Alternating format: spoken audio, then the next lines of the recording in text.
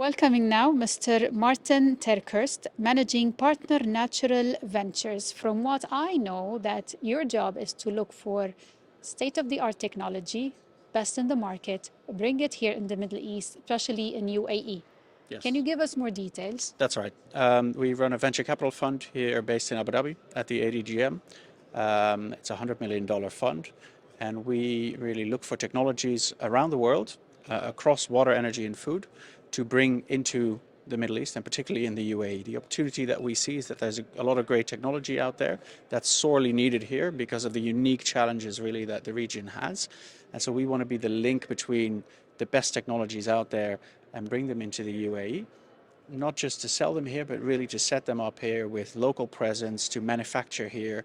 And really the opportunity that we see, given the ambition and the strong ambition that the UAE government has, is to build the UAE into a center of excellence as it relates to water and food. We have very strong ambitions in terms of being sustainable, and we want to do our part to contribute to that. Speaking about water, energy, and food, what are the trends? What are we expecting to see, and is going to change the game? So there's a couple of things that are really big trends. One is digitalization. So it's a lot of digital technologies. You can think about AI and machine learning. Those are kind of the buzzwords, but also satellite technologies, smart sensing, where there's a lot more data being available. The other trend that we really see is decentralization.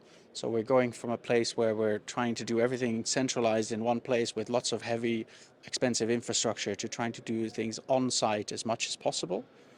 And then circularization is something that's really important. And what we mean by circularization is, if you talk about water, for example, using water more than once, so wastewater reuse, perhaps not to use as drinking water, because that's, culturally, not just here, but in other places also a little bit difficult, but to water your garden or for industrial use, that's perfectly possible, or for cooling water treatment, for example.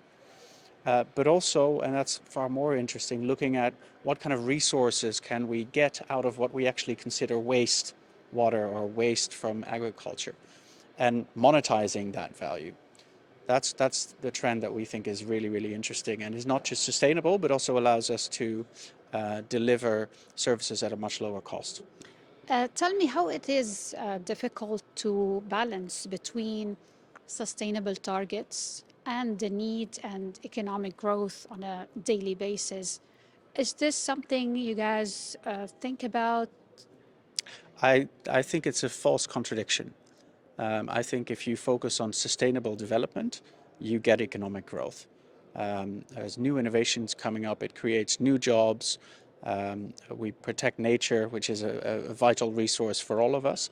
So I don't believe in that contradiction that we either have economic growth or we have sustainability. No, you need both, because if you destroy your environment, if you destroy your economy. COP28 is around the corner. Yes. Expectations and hopes from it. Well, I have very high expectations. You can feel the buzz. You feel that a lot of people are very serious about wanting to make an impact. That's been going on a lot longer than just for COP28. I think the government here is very serious about its sustainability targets and is putting a lot of money and a lot of effort behind it. But what I see is that everybody's really trying to showcase and very proud of what they've done so far. So we're looking forward to not just pledges, but also investments being made in sustainability. Thank you. Thank you.